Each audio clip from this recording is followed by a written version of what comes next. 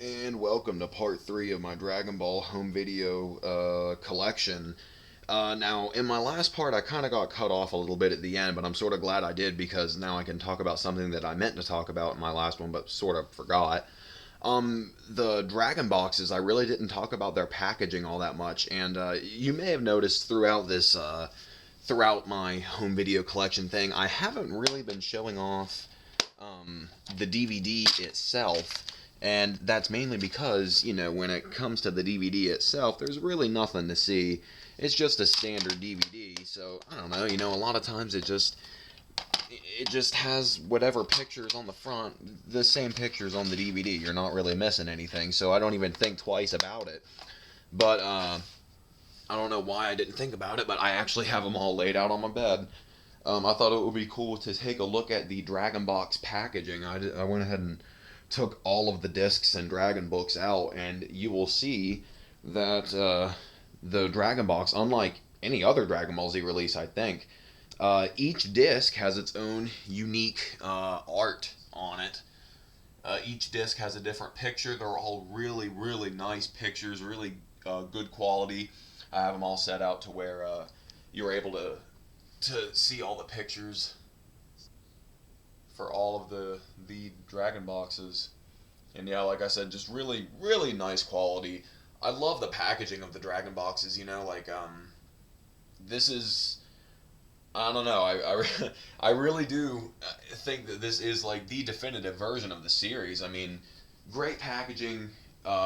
It's the best that the series, well, I want to say the best the series has ever looked, but the Blu-rays do look nice, and people have actually asked me, am I getting the new Blu-rays? And I'm not talking about the level sets. I'm talking like Funimation is going to start releasing season Blu-rays, and I don't know. I don't know if I'm going to get the Blu-rays because honestly, like, I don't know. I have my Dragon Boxes. They look awesome, and if I really want to watch the series in, pretty good quality, I got the Dragon Boxes. They look great, and honestly, the Blu-rays, yeah, I mean, the picture does look a little better because it is on Blu-ray. I mean, Blu-rays just look better than DVDs. That's a fact. Blu-rays are just superior technology, but I don't know. To me, it doesn't look that much better than the Dragon Boxes. When I play my Dragon Boxes on my PS3, on my HD TV, they look great. I love it. So I really don't know if I'm going to get the Blu-rays. I have heard something about the Blu-rays containing exclusive art, so that has me intrigued.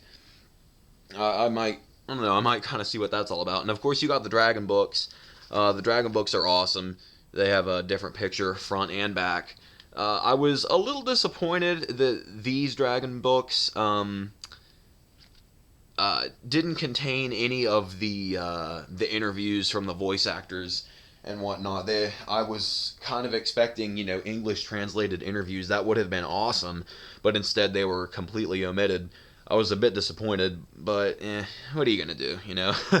I'm still really happy that we got North American Dragon Boxes. Never thought it would happen, but here it is. You can watch Dragon Ball Z in Dragon Box quality in North America, and well, I would say you don't have to spend an arm and a leg to get them like the Japanese ones, but as I said in my last video, these Dragon Boxes, the Funimation North American Dragon Boxes, are getting insanely pricey and rare, apparently, especially Dragon Box 2. So, yeah, that's the Dragon Boxes. I just wanted to show off all the discs and a little bit of the Dragon books. Yeah, I really love it. I really appreciate that they put that much effort into the DVD release, that even little things like the disc art, stuff that people don't really even think about, like just the disc art. Normally in box sets of TV series, it's like the season sets, it's just you got pretty much the same picture on all of the discs. All the discs look exactly the same, and it's nice that they put that much effort into these Dragon Boxes, where each disc has a different picture, and each picture is really cool to look at, really nice. I really, really love the Dragon Boxes. Love them. It really is a shame that they're becoming so expensive, uh, it really sucks because I know a lot of people that do not have all the Dragon boxes because they couldn't buy them when they were first coming out. They didn't have the spare money, and it's like, okay, now they got some extra money, and they're like, oh, cool, I can go get my Dragon boxes. Nope, no, you can't. They're super rare now and super stupid expensive. So that really sucks to the people that weren't able to get the Dragon boxes. But yeah, enough about that. I really don't know if I'm going to get the Blu-rays. I may not. I don't know. I didn't get the level Blu-rays, and I don't know. I don't know where I'd put them, and I feel like I kind of already have the definitive version of Z. And if I really want to hear the English dub that bad, I got the season sets, and I've been thinking about picking up the DVD singles. Okay, more on that later. I'm getting ahead of myself. Goodness gracious. Let's get back to where I left off talking about the Dragon Ball movies. Now, as I went over, you got Curse of the Blood Rubies, Mystical Adventures, Sleeping Princess, and Devil's Castle, and Path to Power. I liked all the Dragon Ball movies. I haven't watched them in a while, but I did like all of them. My favorite was probably, I want to say Mystical Adventure for nostalgia. It was the first Dragon Ball thing I ever saw, but I really did enjoy Sleeping Princess and Devil's Castle. It was really cool. And Path to Power was interesting, just really interesting, just very strange, Dragon Ball GT animation retelling, parts of Dragon Ball. Very strange, but I liked it a lot. I really enjoy the piece of animation where Yamcha does the Wolfang Fist, and that looks really cool. That's probably my favorite part of the movie. Believe it or not, Yamcha actually used to be my favorite character in Dragon Ball. I just had this thing, like when I was a kid, I thought wolves were cool, and I was a really big WCW fan, and I thought the NWO Wolfpack was cool, and Yamcha had the Wolf Fang Fist, so, so because of that, he was my favorite character in Dragon Ball for a while. I just thought Yamcha was awesome, and I really love the Wolf Fang Fist scene in Path to Power. It's really cool. And now on to my GT DVDs, the two singles that I have. One is A Hero's Legacy, which I only knew about because I read about it briefly in a magazine. This is before I had a computer, so I remember reading something about Goku Jr. and Vegeta Jr., and I was like, what? And then after GT, I think it was still airing on Toonami at the time, or it had just finished airing on Toonami, and I saw this in a Walmart, and it blew my mind. I was like, holy crap, this is that thing that I read about. Holy crap. And I got it. I was really excited. And what did I think of it? I liked it. I don't know. Like I said, I've never really watched anything Dragon Ball related that didn't at least entertain me. I may have thought some things were kind of silly, but it keeps me entertained. I like it. I thought A Hero's Legacy was pretty cool. It was interesting. I enjoyed watching it. I always enjoy watching new Dragon Ball things that I've never seen before. It's a completely new experience, and I just love Dragon Ball. So I really liked it. Hero's Legacy was pretty cool. Dragon Ball GT Preparation. This is one DVD single that I was able to pick up during the run of the DVD singles. At the time, I had one of those VCR/DVD players, and I would try to get Dragon Ball GT DVDs. But a lot of times, the places that I live near, they either didn't have them, or they would have the DVD and the VHS tape, and the VHS tape was just so much cheaper at the time. I ended up getting much more of the VHS tapes than the DVDs, but this is the one DVD I did get. It has some really weird extras on it, like it has the guy, a black guy singing the Step Into the Grand Tour song. I don't know if it is the guy that sang it, or if it's just some, random dude. I don't know, it's just really weird. I got it. That's another song, the Step Into the Grand Tour song. It's so bad, it's good. I'm just like, oh god, it's so bad, but it's so funny and cheesy, and I kind of like it. I don't know, in a weird way, I kind of like it. It's weird. I was kind of disappointed to see that it wasn't included on the season sets. Instead, you get an English version of Dan Dan, which I believe is sung by Vic Mignogna, the voice actor of Brawly, which is hilarious. And now, on to my Steelbooks.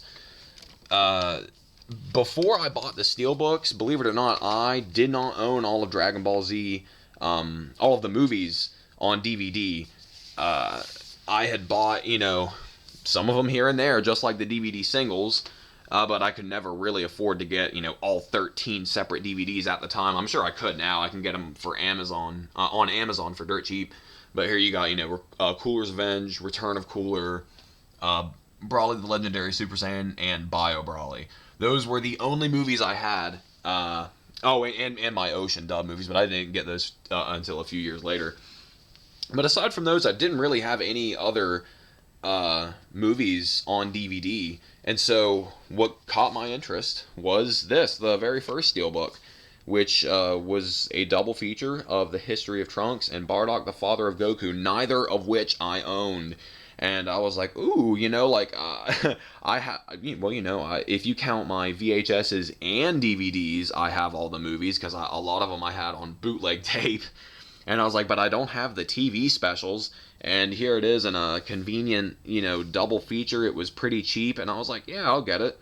And so I got it at a Walmart. I really enjoyed it. And I actually really liked just how everything was put together on these Steelbooks. I really like the way the Steelbooks look. You don't see Steelbook packaging very much, and I just like the way they look. They look really nice.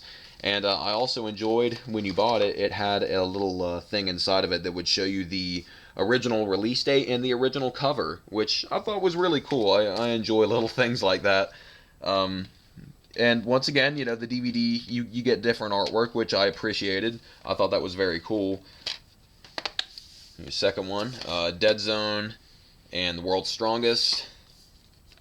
I liked both of these movies. I liked all of them. History of Trunks and Bardock, Father of Goku was awesome. I remember watching them on Toonami. And I remember watching these movies on Toonami as well. You get the Funimation dub with this, not the Ocean dub. And I gotta say, it's probably just because I grew up with the Ocean dub, but I just vastly prefer the Ocean dub version of these movies over Funimation's dub. It just sounds so weird. Nothing against the Funimation dub. I'm not saying it's a bad dub. It's not. Depending on who you are. I know some people can't stand them, but I'm not saying it's a terrible dub. But you see, you got the ultimate uncut covers and not the Ocean dub covers. But, you got the Funimation voices on here. It was just really weird hearing Sean Schimmel's Goku instead of Peter Kalamis's Goku, and, it was just, I don't know, weird. And you got, Lord Slug and Tree of Might. I watched both of these movies, loved them. Tree of Might, once again, the English version, I have never seen, not the English version, the Funimation version. I had never seen the Funimation dub of this, only the Ocean dub. I know they're both Funimation dubs, but I call them Funimation dub and Ocean dub just to, not get so effing confusing. And then Lord Slug. Both of these movies, pretty cool. You get the original cover inside, which you get the ultimate uncut Tree of Might. And Lord Slug, which I have on tape. Never had it on DVD, so this was the first time I ever saw Lord Slug in Japanese. The first time I had ever watched Lord Slug without Disturbed and Deftones and all of that. I'm about 13 and a half minutes into this, and I don't want to get cut off again because it'll cut me off around the 15-minute mark, so I'm going to stop on this, and I'll pick up on in part 4 when we look at the rest of my Steelbooks, and we move on to the season sets. So I'll see you then.